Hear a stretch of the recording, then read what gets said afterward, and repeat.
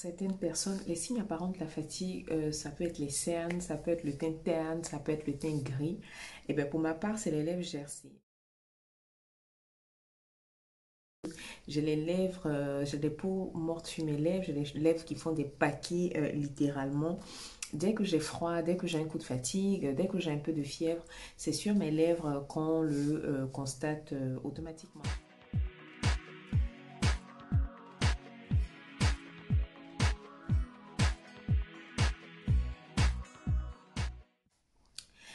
Hey Mego, comment allez-vous? Moi ça va très bien, on se retrouve aujourd'hui pour une nouvelle vidéo et si tu passes ici pour la première fois, tu es chez Antifouet. Ici on parle de soins coréens, de beauté naturelle, de plus en plus de DIY. Je fais aussi des accompagnements personnalisés pour vous aider à construire vos routines sur mesure.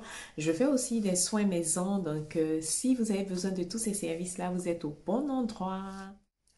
Alors, vous le savez, les lèvres sont voilà, une partie très visible de notre visage. Surtout chez nous, les femmes, on aime bien les mettre en valeur avec des rouges à lèvres, avec des encres à lèvres et tout.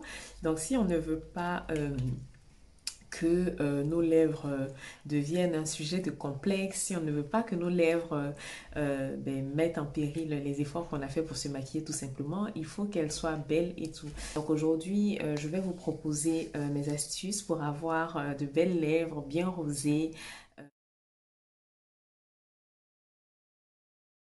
Alors avant toute chose, d'où nous viennent les lèvres sèches? Donc elles peuvent être d'origine physiologique, hein, ça peut être un peu comme voilà, une personne qui souffre d'eczéma, c'est pareil, on peut avoir les lèvres sèches naturellement. Ça peut être aussi dû à une allergie, ça peut être dû à une carence en hydratation, ça peut être dû à des médicaments, à des traitements médicamenteux qui vont vous donner momentanément les lèvres gercées sèches.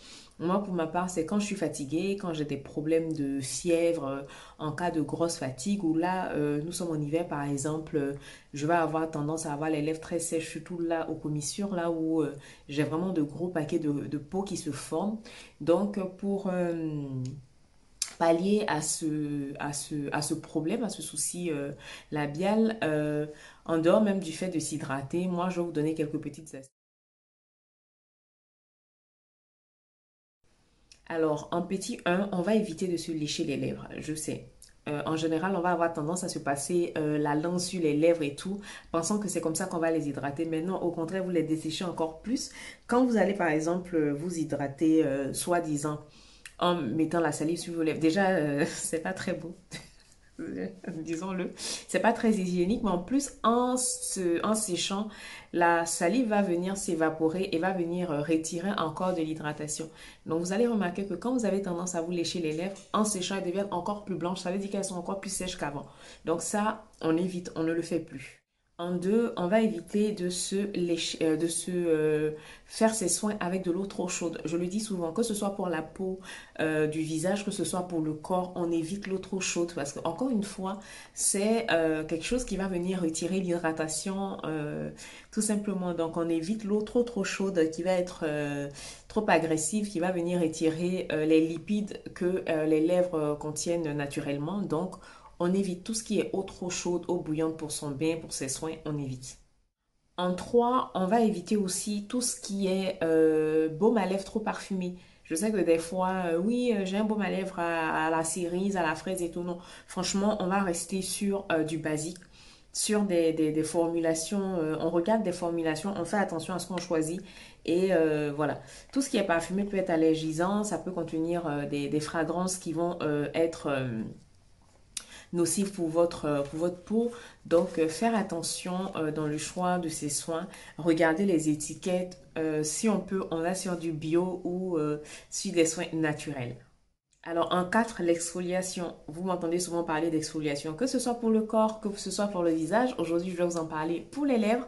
De temps en temps, on va s'exfolier avec un mélange de sucre, huile d'olive ou sucre, miel. Quand vous vous brossez les dents, vous pouvez utiliser votre brosse à dents aussi pour passer un peu sur les lèvres, humides hein, bien entendu. Quand vous avez fini de vous brosser les dents, moi je le fais régulièrement. Vous passez votre brosse à dents sur les lèvres, histoire de retirer les peaux mortes, d'éviter que ça soit trop sec après. Et bien entendu, on s'hydrate à fond après. Donc, qu'est-ce que moi j'utilise pour m'hydrater les lèvres? Je vous fais part de ma liste de courses. Alors, j'ai quatre soins normalement que j'utilise, mais le Bariédem, je ne sais pas où je l'ai mis, donc je vais vous mettre la photo après. Mais en premier, mon soin de la mort qui tue, ben, c'est l'homéoplasmine. C'est mon soin préféré pour des lèvres en bon état, des lèvres très belles. Il hydrate. Donc moi, je le mets en cataplasme épais pour dormir. Et le matin, il me retire toutes les peaux mortes. J'ai toutes les peaux, toutes les vilaines peaux là qui s'en vont tout simplement. Il suffit de passer un petit coton ou un Kleenex, un mouchoir en papier sur les lèvres. Après coup, au réveil le matin, vous allez voir que vos lèvres sont toutes douces, toutes rebondies et tout. Alors, en deux, on a ce baume à lèvres là de la marque La Neige. Donc là, j'ai le grand pot. Au début, je prenais le petit et puis je me suis rendu compte que c'est quelque chose que mes lèvres aiment beaucoup. Donc du coup, je l'ai pris en grand. C'est le Lip Sleeping Mask. Moi, j'ai pris Berry, c'est quoi? Je sais plus ce que c'est en anglais. Ben, c'est aux fruits rouges en tout cas. Donc c'est un baume à lèvres par lequel je ne voilà, lui, il est un peu parfumé aussi, mais franchement, sur la compo, ça va. Je l'ai pas, j'ai jamais fait de réaction à ça, contrairement aux autres baumes à lèvres du commerce qu'on voit qui sont assez parfumés. Donc lui aussi, il hydrate très très bien, mais lui, je vais le porter plutôt en journée. J'ai la version gloss aussi, donc je combine les deux, mais pour dormir, c'est vraiment le myoplasmine. Alors, en 3, je vous en ai parlé dans une vidéo récemment, ça va être la vitamine E. Donc, c'est elle notamment qui m'a aidé à avoir, à réunifier mes lèvres parce qu'avant, elles étaient noires. Il faut que je vous trouve une vidéo, une photo de cette époque-là pour vous la mettre quelque part par là. J'avais les lèvres hyper gercées, elles étaient devenues noires, mais vraiment foncées, comme si elles avaient brûlé. Donc j'ai réussi à... Donc c'est ce combo-là voilà, qui m'a aidé à sauver mes lèvres et tout. Ensuite, en 4 on a le Bariédem. Donc, lui, j'ai commencé à l'utiliser suite à une story de Cyril, mais je ne l'ai pas ici sous la main. Donc, je vais vous mettre la photo quelque part sur l'écran. Donc, lui, c'est vraiment un onguent. On va l'utiliser que ce soit pour les cuticules, que ce soit pour hydrater quelques parties sèches du corps. Et moi, je le mets sur les lèvres et ensuite, en fait, ce qu'on fait, c'est qu'on va venir mettre un de ces sérums hydratants sur les lèvres et on va venir finir avec le Bariédem.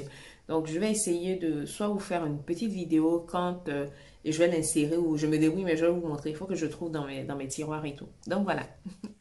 Alors, c'est la fin de cette vidéo. J'espère qu'elle vous a plu, que vous avez pu apprendre quelque chose. Ça y est, on a atteint les 2000 abonnés. Vous ne savez pas comment je vous suis reconnaissante de votre présence et tout, de vos partages, de vos encouragements. Donc, pour ceux qui ne sont pas encore abonnés, c'est le moment de le faire. Et puis, on se dit à bientôt pour une prochaine vidéo. Mouah.